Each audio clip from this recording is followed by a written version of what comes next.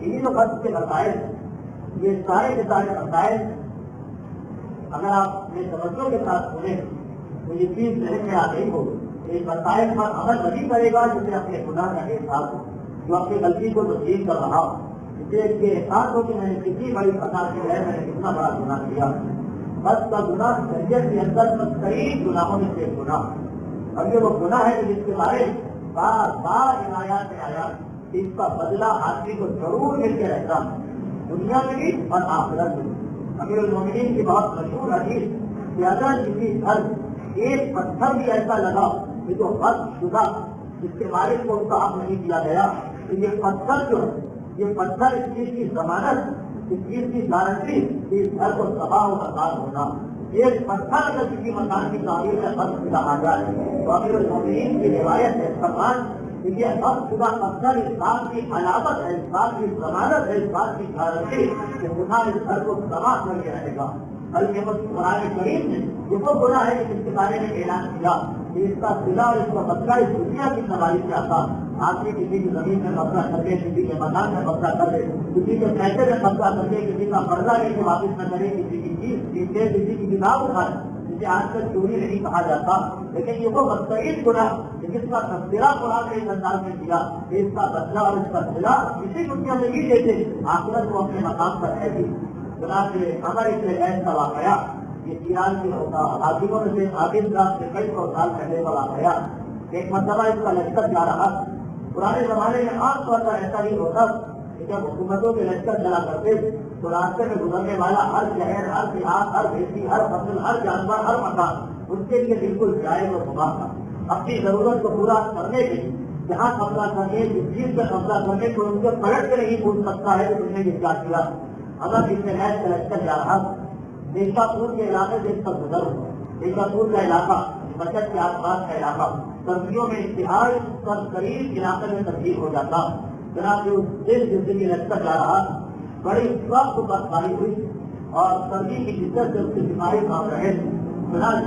سردی سے حفاظت کا کوئی اور انتظام تو وہ نہ کر سکے۔ بس ایک مرتبہ چاروں طرف شہر کی جس کے مکانات اس پر زبردستی قبضہ ہونے لگا اور ہر مکان میں ایک ایک دو دو سپاہی جا کے ظالمانہ طور پر، قاسمانہ طور پہ جا کے بیٹھے۔ اسی علاقے سے ایک بیوہ عورت بھی رہتی، اس کے 5 مکانات اور انہیں مکانات کے کرائے سے وہ اپنی یتیم بچوں کا گزارا کیا کرتی۔ جب ایک مرتبہ وہ صبح کی نکلی شام کو گھر میں واپس آئی، سودا طلب گئی تو پتہ چلا کہ 5 کے 5 مکانات میں قبضہ ہو چکا اور اس کے تمام بچی اور بچیاں مکانات کے باہر کھڑے ہوئے۔ یہ منظر اس نے دیکھا، انتہائی پریشان۔ اگر اس میں حاکم وقت اس سے ملاقات ممکن نہیں، وہ ایک مرتبہ حاکم وقت کے کبیر کے پاس پہنچی اور بتایا کہ کتنا بڑا ظلم میرے اوپر ہوا، میرا مکان اور میرے تمام مکانات پر اس لشکر نے زبردستی قبضہ کر لیا۔ تو وہ سے ساتھ کر مسافر بیٹھتے، مجھے پیسے دیتے اور اس پیسے سے میں اپنے گھر والوں کا گزارا کیا کرتی۔ اب اس وقت پر قبضہ ہو گیا اور خدا معلوم کتنے دن تک یہ لشکر یہاں پہ رہے، تو کسی انداز سے اس قبضے کو ختم کراؤ۔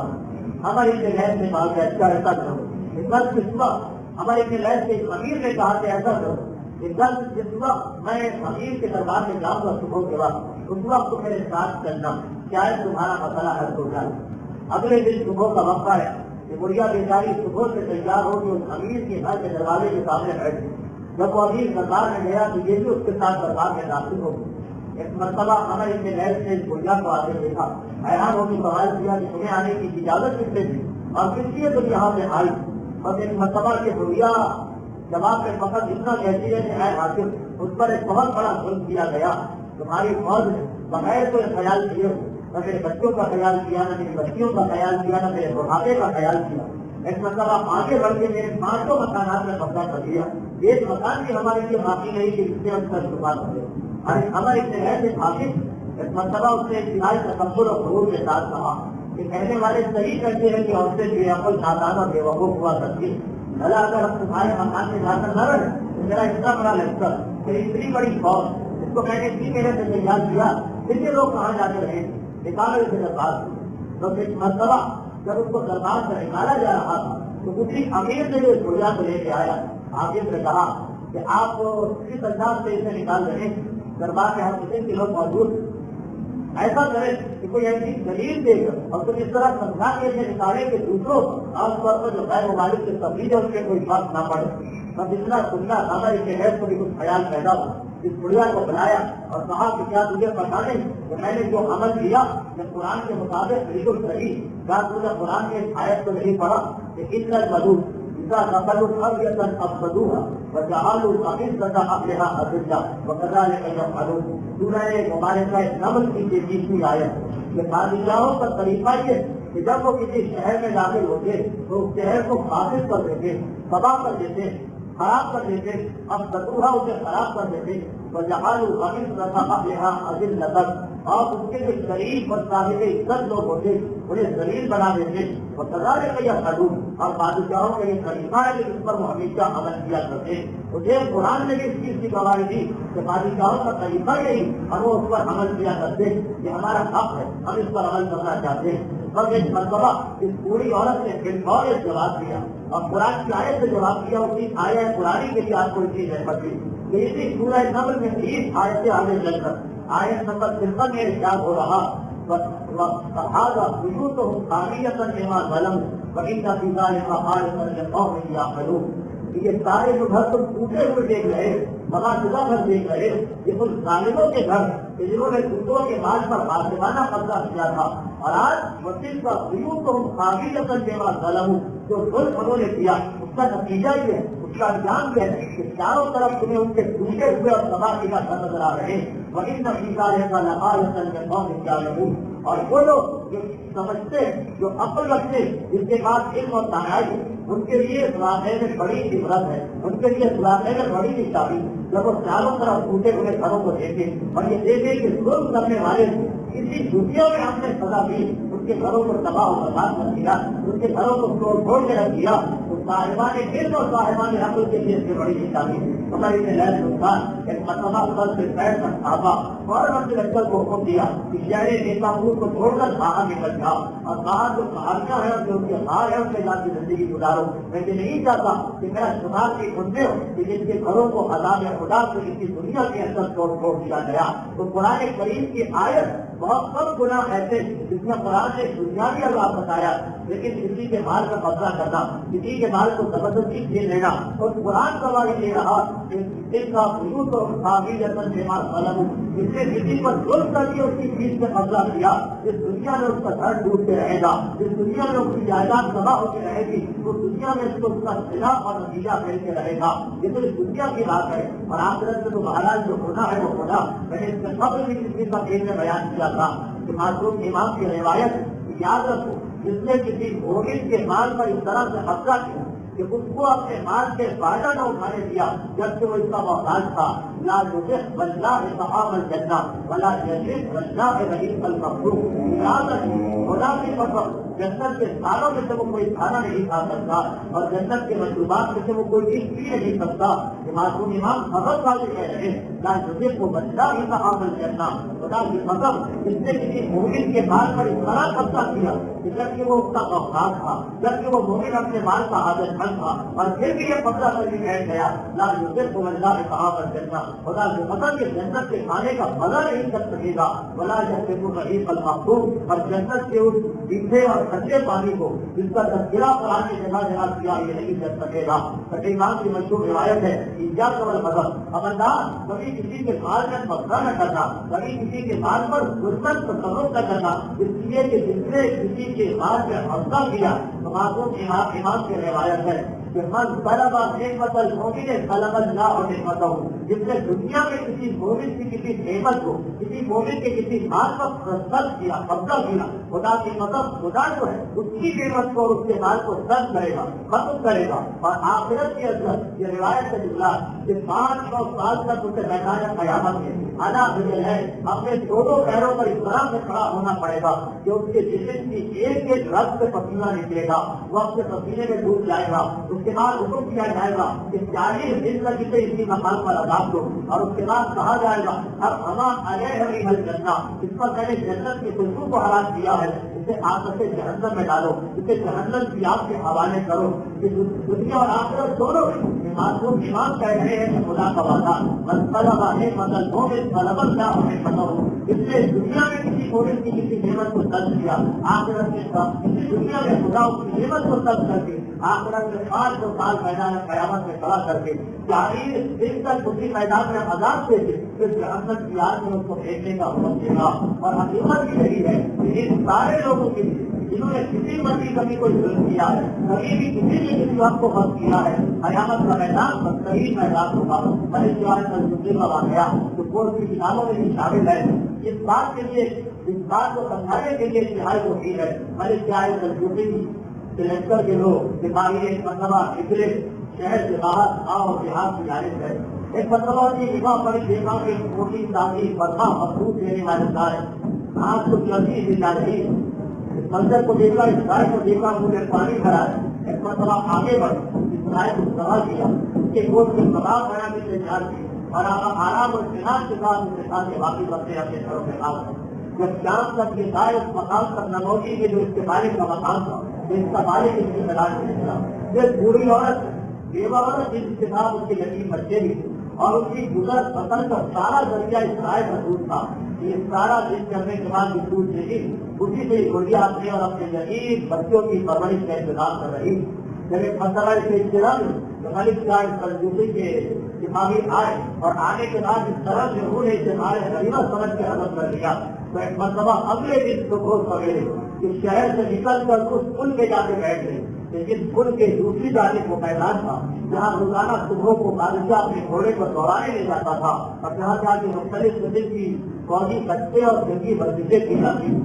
صبح کا وقت آیا، ملک صاحب سرگوٹی اپنے گھوڑے سے سوار ہو کر اسکول سے گزرنے لگا، تب ایک مرتبہ یہ بوڑھی عورت آگے بڑھی اور اس کے گھوڑے کی لگام پہ ہاتھ رکھا اور کہا کہ اے ملک، اے بادشاہ، یہ بتا کہ تو میرے ساتھ کس پل میں انصاف کرنا چاہتا یا پورے خلاف پر بھی انصاف کرنا چاہتا؟ یہاں کے بارے میں تیری مرضی ہو تو وہیں پر تیرا راستہ روکوں گی، اگر اس پل پر جاتا یہاں میں تیرا راستہ روکتی، اگر پورے خلاف پر انصاف چاہتا تو پھر قیامت کے لیے وہاں پہ کھڑی ہو جاؤں۔ اتنی تفصیل کا وہ واقعہ آپ کو یاد ہوگا جہاں سے میں نے بیان کیا تھا کہ روایات سے اس ثابت ہے کہ اس طرح پتہ لگے میرے ساتھ سورہ بدر کی جو آیت ہے کہ تمہارا پروردگار تمہیں پکڑنے کے لیے بیٹھا ہوا، تو اس کے دوران اکثر روایتوں میں یہ کہ وہ پورے صراط میں بھی جہاں کے ہر ایسے آدمی کو پکڑا جائے گا لیکن سے کسی کے حق کو حق کیا۔ بڑی ایک مرتبہ سر سے پیر تک باندھا اور اس کے بعد کہا کہ نہیں میں یہ چاہتا ہوں کہ میرے ساتھ اسی پل پر انصاف کروں، کیونکہ یہاں میرے پاس اتنی طاقت و قدرت ہے کہ میں تجھے راضی کر سکتا ہوں۔ مجھے صراط پر اگر تو نے میرا راستہ روک دیا تو وہاں بھی میں عزت کو بھیجا تو مجبور ہوگا۔ بتا تو میری کیا بات ہے۔ ایک مرتبہ اس بوڑھی عورت ہے، اس بیوہ عورت نے پورا ماجرا سنایا کہ کس طرح سے ایک فوج آئی، ایک فوج کے کچھ سپاہی گھومتے ہوئے آئے اور میری پوری کائنات کی جانور تھا اس پر قبضہ کر کے اور اس طرح اسے دبا کر کے کرے گئے۔ بڑی پیارے تجربے نے خدا اپنے سارے ساتھیوں کو روکا اور حکم دیا کہ جاؤ تلاش کر کے لاؤ وہ کون لوگ ہو سکتے کہ جنہوں نے میری فوج کے وہ کون لوگ ہو سکتے ہیں جنہوں نے اس بیوہ عورت پر اس مجھے قتل کیا۔ بادشاہ کا حکم تھا جب ان لوگوں کے اندر تلاش کر کے وہ لوگ لائے گئے، انہیں سزا دی گئی اور اس کے بعد ایک گائے کے بدلے 100 بھائی اس گڑیا کو میں نے شاید سرگوٹی دیکھا اور کہتا ہے کہ بتاؤ کہ آپ سے مجھ سے راضی ہو گئی؟ جب اس نے کہا کہ ہاں اب میں مجھ سے راضی ہو گئی،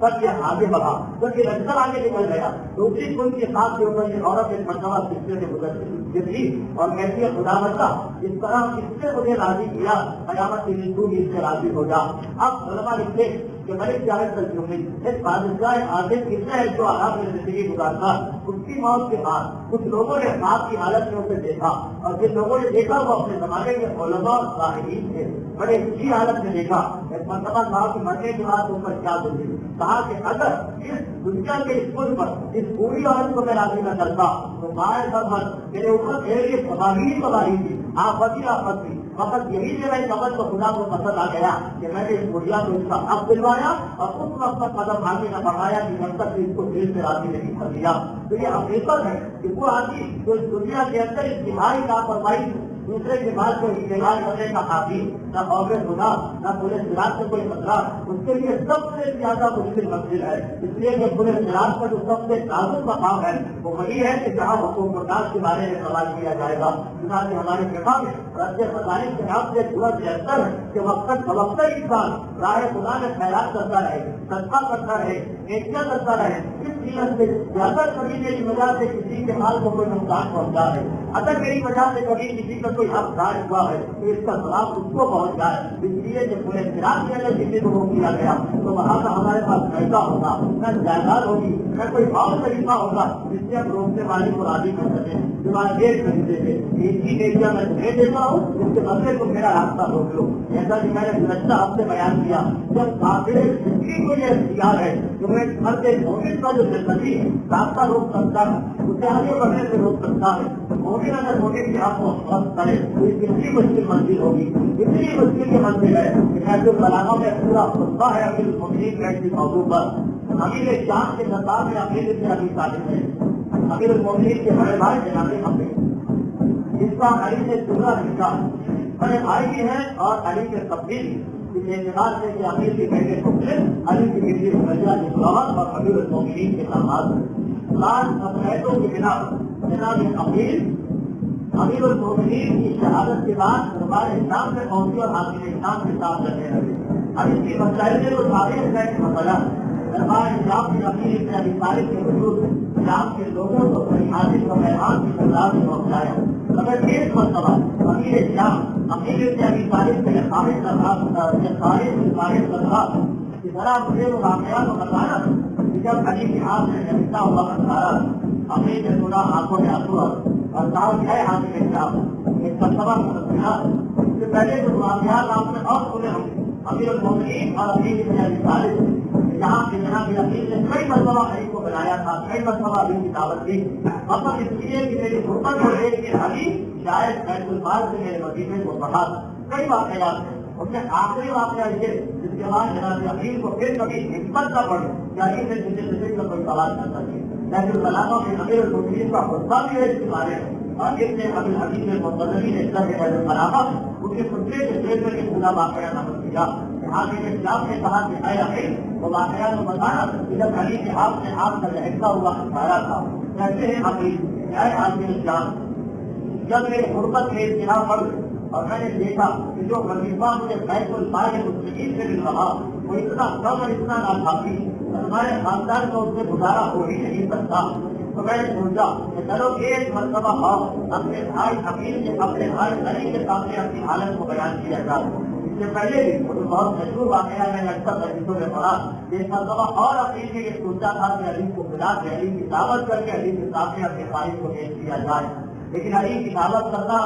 امیر کے دل کو گوارا ہوا کہ اسی طرح دسترخوان پر لاج وہ دوسری بھی روٹی کھلا دی جائے. امیر بھائی کی حیثیت جانتے مگر مہمان ہوتا. خدا کی بیوی کے مشورے روزانہ اپنے وظیفے سے تھوڑا تھوڑا بچا کر اتنا پیسہ جمع کیا تھا کہ ایک کھانا تیار ہو سکے. لیکن جب علی کے سامنے یہ کھانا لانے رکھا گیا تھا تو میں نے عرض کیا تھا کہ علی نے حیران ہو کر کہا کہ میرے بھائی امیر مجھے معلوم نہیں تھا کہ آپ لوگ اتنا اچھا کھانا کھانے کے حاضر. اور امیر نے گھبرا کے کہا تھا کہ نہیں ہم تو بڑی غربت میں زندگی گزارتے ہیں جب روزانہ وظیفے میں سے تھوڑا تھوڑا بتا کے اس پیسے یہ کھانا تیار کیا گیا اور بیٹھے بیٹھے علی کے حکم جاری کیا تھا کہ آج کے وظیفے میں اتنے پیسے کی کمی ہو جائے گی جتنا روزانہ آپ بچایا کرتے کیونکہ اس کے بغیر بھی جب آپ کا گزارا ہو سکتا تو مسلمانوں کے مال میں سے میں آپ کو اتنا پیسہ نہیں دے سکتا. اس سے پہلے بھی امیر کئی مرتبہ علی کو بلا سکے. ایک وہ بھی دن تھا جب دعوت دے کے امیر نے علی کو بلایا تھا اور کہا تھا کہ اے علی تو میری حالت دیکھ رہے اس لیے غربت اور تنگی کے ساتھ زندگی گزر رہی ہے، کسی طریقے سے میرے وظیفے میں اضافہ کرو. میرے مولا نے ایک مرتبہ کہا تھا کہ میرے پاس ذاتی کون سا پیسہ ہے، جو پیسہ ہے وہ مسلمانوں کا پیسہ میرے پاس ہے، جو پیسہ ہے مسلمانوں کا پیسہ میں اس میں سے کیسے آپ کو کچھ پیسے بڑھا کے دے سکتا ہوں، یہ تو مسلمانوں کے ساتھ کی چوری ہو جائے گی. آپ نے کہا کہ نہیں علی تم خلیفہ وقت ہو، تم حاکم وقت ہو، تم جو چاہے کرو اور تم سے کچھ سکتا ہے. میرے مولا نے ایک مرتبہ بیٹھے بیٹھے اپنی سے کہا مکان کی چھت پر بیٹھے جسے بازار طوفان رات کا وقت دکانیں بند ہے، کہا کہ آپ جانتے میں سپاہی آپ کے ساتھ یہ دیتا ہوں جس دکان میں آپ کا دل چاہے تالا تو میں داخل ہو جائیے اور وہاں پر سامان اٹھا کے لے آئیے. امیر نے گھبرا کے کہا کہ اے علی یہ تو چوری ہو جائے گی. آئیے ایک آدمی کے مال کی چوری آپ تو مجھ سے ظاہر کر رہے کہ میں سارے مسلمانوں کے مال میں سے چوری کر کے آپ کروں. بس یہ کہ کئی مرتبہ علی سے گفتگو کر چکے مگر ہمیں کیا پھر اگلی دفعہ پہنچ جاتے ہیں آپ کا سوال لیں گے. آج عقیل نے ایک مرتبہ پھر دیکھا اپنے بچوں کی غربت کو دیکھا اس کا خیال پیدا ہوا کہ اسی طریقے سے علی تک ان تمام بچوں کو پہنچایا جائے اور اگر میں پہلے بچوں کو لے جا کے علی کے سامنے کھڑا کر دوں گا علی دیکھیں گے دوسری چیزیں اس میں ہے لباس پھٹا ہوا ہے بہرحال سب علی کے سبے چیزیں ہیں یقینی طور پر علی کے دل میں رہے وہ ہمدردی پیدا ہوگی. آج عقیل نے نیا طریقہ اختیار کیا اس سے پہلے علی کو بلاتے آج میں سارے بچوں کے بعد چلتا ہے چچا کے گھر میں اور سب کو لے کے علی کے گھر میں داخل ہوئے. جب علی کے گھر میں پہنچے میرے مولا نے یہ منظر دیکھا آج عقیل اپنے ساری اولاد کو لے کے آ رہے اللہ نے سوال کیا کہ ہے بھائی عقیل کیا ہوا کہا کہ تم اپنے حقیقوں کی حالت کو دیکھ رہے تمہیں اندازہ ہو رہا کہ اتنے بھوکے ہیں ہم کتنے حرمت میں زندگی گزار رہے ایسا کرو کہ تم ہمارے وظیفے میں کچھ اضافہ کرو. میرا مولا سنتا کہتا ہے کہ جس وقت آپ اس سب کو لے جائیے رات کو آپ آئیے گا اور دیکھیے اب اس سب کو نہیں لائیے گا اکیلے آئیے گا. ایک مرتبہ عقیل کر میرا مقصد حاصل ہو گیا میرا بھائی حاصل ہو گیا چنانچہ رات کے انتظار کرنے لگے. جب رات آئی تاریخی سال میں تو ایک مرتبہ میرا عقیل اپنے ایک بیٹے کو لے کے چلتے فقط ایک بیٹے کو لے کے چلے علی کے گھر میں داخل چراغ چل رہا تھا چھوٹے سے مکان کے اندر چراغ کی روشنی کہاں طرف اور تبدیل تھی چنانچہ کچھ اندھیرا تھا. بس ایک مرتبہ عقیل آئے علی نے بڑے ہو کر بھائی نے استعمال کیا لیکن بھائی کے ساتھ بھتیجے کو لے کر عقیل کے ساتھ اس کو بھی معلوم کر دیں گے اسے بھی گھر کی جانے بھیج دیجیے. عقیل نے ایک مرتبہ اپنے بیٹے کو گھر کی جانے بھیج دیا. اب میرا مولا کہتا ذرا آپ اپنا ہاتھ آگے بڑھائیے میں آپ کو کچھ دینا چاہتا ہوں. عقیل سمجھ گئے کہ علی بالکل چھپ کر سب سے پوشیدہ ہو کر میری مدد کرنا چاہتے اس لیے میرے بیٹوں کی موجودگی کو بھی برداشت نہیں کیا. ایک مرتبہ تیزی سے آپ آگے کیا اب اور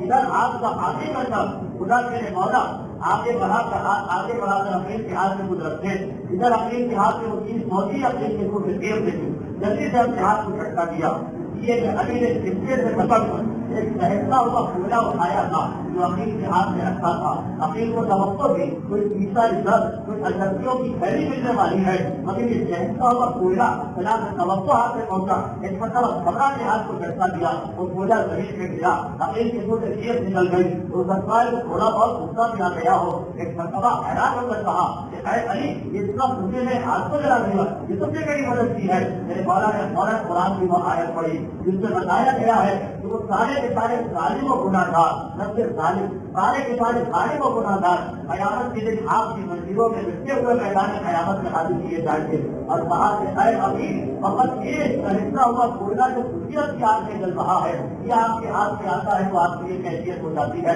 قیامت کے دن ہماری اور آپ کی کیا کیفیت ہوگی اگر مسلمانوں کا مال خرچ کر کے ہم نے استعمال کیا جیسے کہ آپ کی نظروں میں لپیٹ کے ہمیں لایا جائے گا اس دن ہم آپ اسے کیسے برداشت کریں گے. اے میرے بھائی جب دنیا کی آپ برداشت نہیں ہوتی ہے تو واپس چلے جائیے خوب برداشت ہو جائے گی میری معافی برداشت ہو جائے گی مگر قیامت کے دن آپ کی نظروں میں لپیٹنا یہ برداشت نہیں ہوگا. ایسے بلاغا کی خطبے کے آخر میرے مولا جو چند جملے اور تھے لیکن وقت آج پورا ہو گیا انشاءاللہ سب کے مسائل ہو کے چل رہے یہ تقریبی آئندہ ہم سے غور کرے گی اور میں اس کو مکمل کروں گا. اور بہت اہم جملے ہیں آخر میں میرے مولا کے مسلمانوں کے سال کو وقت کرنا علی کی نگاہ میں کتنا بدترین ہونا اسی سے اندازہ ہو گیا ہوگا کہ اپنے سگے بھائی کو علی جلا دینے کو تیار ہے مگر اس پر تیار نہیں کہ مسلمانوں کے دار میں سے ذرا سا پیسہ کسی کے ہاتھ سے ذرا سا ایسا خط ہو کر کسی کے ہاتھ میں پہنچے تو جب علی یہ تو خاص مسلمانوں کا پیسہ ہے اس کا تعلیم تصرف کہاں پہنچے ہے اس میں علی کی احتیاط کر رہے تو الگ الگ جو مومن کا پیسہ ہے جو زمین ہے جو جائیداد ہے جو چیزیں ہیں اگر انتہائی لاپرواہی کے ساتھ کوئی استعمال کرے تو اس کا کیا حل ہوگا یہ جائیداد آئندہ کی تقریر معصوم ایمان